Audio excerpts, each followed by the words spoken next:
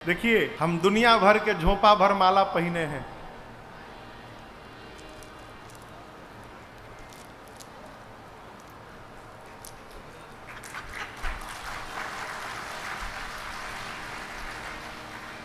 ये तुलसी जी की माला है, ये करियक्का भी तुलसी जी की माला है, काले रंग वाली घी में पकाई गई है इसको। ये भी तुलसी जी की माला है। ये जो सोना वाला है ना, इसमें भी भीतर तुलसी जी ही है। एक और ही माला है सोना का, ये हम नहीं उतार सकते, मजबूरी है, उतारेंगे तो केस हो जाएगा। ये ससुराल की माला है मेरी,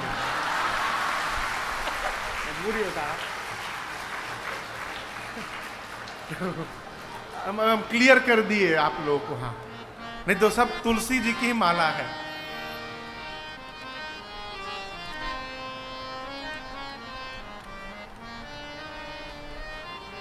हमारे सामने की एक घटना मैं आपको सुनाऊं। एक माई के दांत में सोना लगा हुआ था। दांत में, पहले लोग दांत में सोना लगाते थे। माई जब मरी ना, मेरे सामने की घटना है, माई जब गई तो लड़कवा पत्थर से मार के दांतवा निकाल लिया। ये सोना सब घरवा वाले लूट लेंगे हो।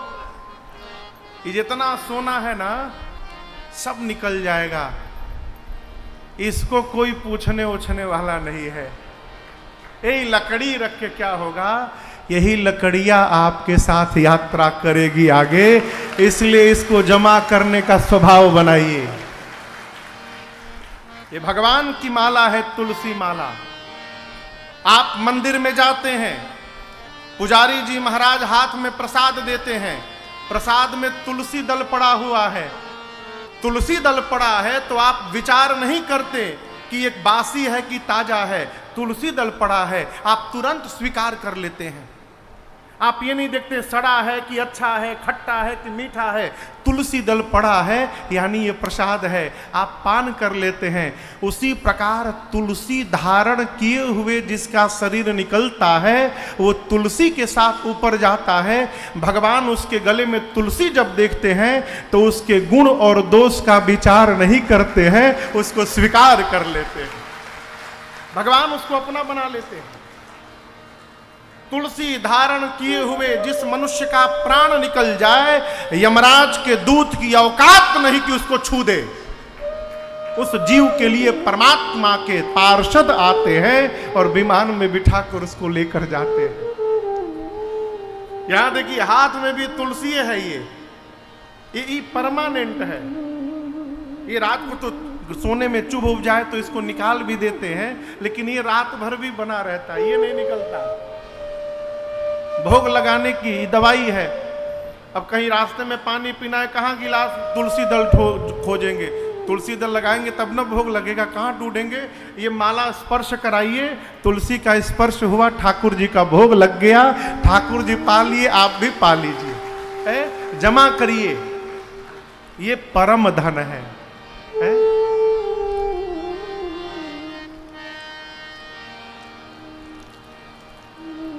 भगवान के आने के बाद अयोध्या वासियों को जो सुख प्राप्त हुआ, जो धन प्राप्त हुआ, माई बाप वो कहने में नहीं आ रहा है। वह सुख संपत्ति, तीसरा समय, चौथा समय। अब आप सोचिए, कल हम लोग 19 जुलाई को यहां राम जन्म महोत्सव मनाए।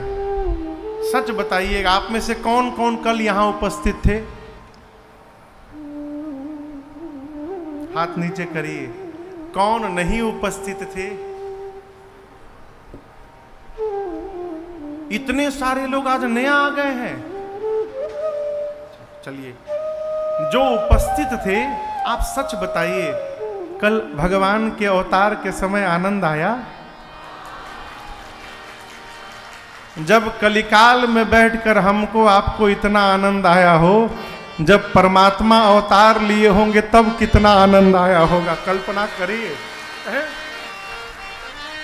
जिस समय मेरे ठाकुर अवतार लिए होंगे उस समय क्या अवस्था हुई होगी। इसलिए समय का वर्णन संभव नहीं है।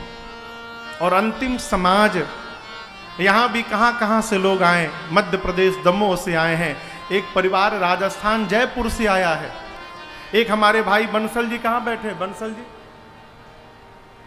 दुबई से आए हैं, शाहजहां से, कहां है बंसल जी, उधर बैठे हैं, खड़े हो जाइए। ये बंसल जी अभी दुबई के राम कथा में थे, वहीं शाहजहां से फिर यहां कथा सुनने के लिए काशी आए हैं। दिल्ली से कोई आया है, कलकत्ता से कोई आया है, रांची से कोई आया है। जब कलिकाल में हम और आप राम जन्मोत्सव मना रहे हैं, पूरे भारत से लोग आ रहे हैं। भगवान जब आए थे 3 लोक 14 भुवन से लोग दर्शन करने आए थे, इसलिए उस समाज का वर्णन संभव नहीं है। अस्तु गोस्वामी जी ने कहा भगवान अवतार लिए कही ना सके शारद अहिरा। सारा देव समाज आया। कल आपको सुनाया था, सब देव चले महादेव चले, महादेव चले, ले ले फूलन के हार रे। क्यों आ गए राघो सांवरिया, सब देव चले महादेव चले, महादेव चले, ले ले फूलन के हार रे। आ गए राघो सांवरिया, आ गए राघो सांवरिया, आ गए राघो सांवरिया। पूरा देव समाज भगवान के दर्शनार्थ उपस्थित था श्रीधाम अयोध्या जी में। यहां भी देवता होंगे, इस पंडाल में भी होंगे, किसी न किसी रूप में होंगे, लेकिन होंगे अवश्य, इस भ्रम में न रहिएगा। आपके ही बीच में, हमारे आपके बीच में कहीं ना कहीं श्री हनुमान जी महाराज भी बैठे होंगे, निश्चित बैठे होंगे।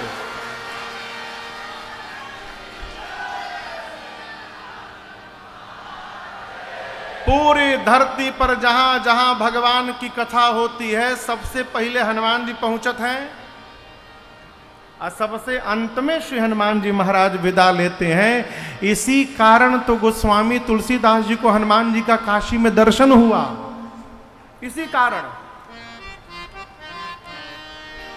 गंगा, गोस्वामी तुलसीदास जी महाराज शौच के लिए लोटे में जल लेके गंगा जी पार करके उस पार जाते थे, काशी में नहीं, उस पार। शौच के बाद जब आते थे, लोटे में जो जल बचा रहता था, तो एक पेड़ था, उसी पेड़ पर एक राक्षस रहता था, ब्रह्म राक्षस। तो जो जल बचता था, पूज्यपाद गोस्वामी जी वो जल उस वृक्ष की जड़ में डाल के चले आते थे, रोज का नियम।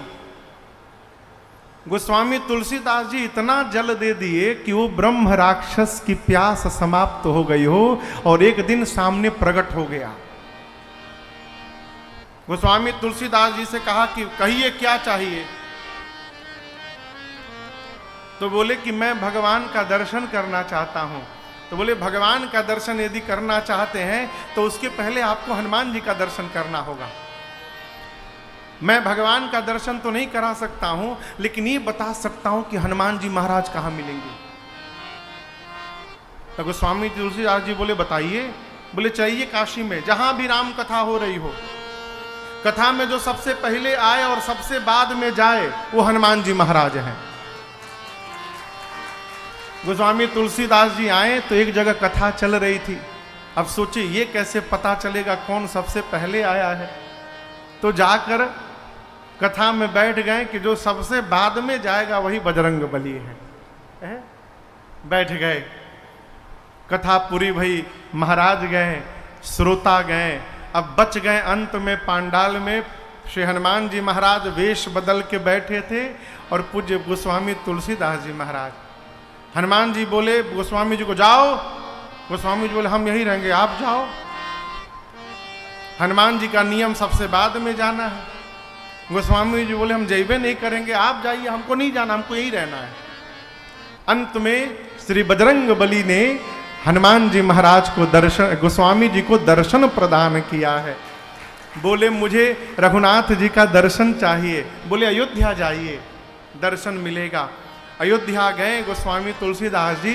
सामने से 2 घोड़े पर 2 राजकुमार छोटे छोटी अवस्था में बगल से गुजरे। किसके? तुलसीदास जी के बगल से गुजरे। गोस्वामी जी पहचान नहीं पाए। आगे फिर हनुमान जी मिले। बोले दर्शन हुआ? किनका? अभी तो भगवान गए हैं बगल से। गोस्वामी जी रोने लगे, मैं इतना बड़ा भागा पहचान नहीं पाया। बोले ठीक है कोई बात नहीं, चित्रकूट जाइए, वहां दर्शन मिलेगा।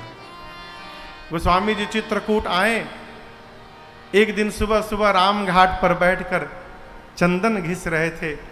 2 सुंदर सुंदर बालक छोटी अवस्था में आकर सामने बैठ कर के बोले बाबा आप हमको भी तिलक लगा देंगे? गोस्वामी जी बोले अवश्य लगाता हूं, इधर आइए।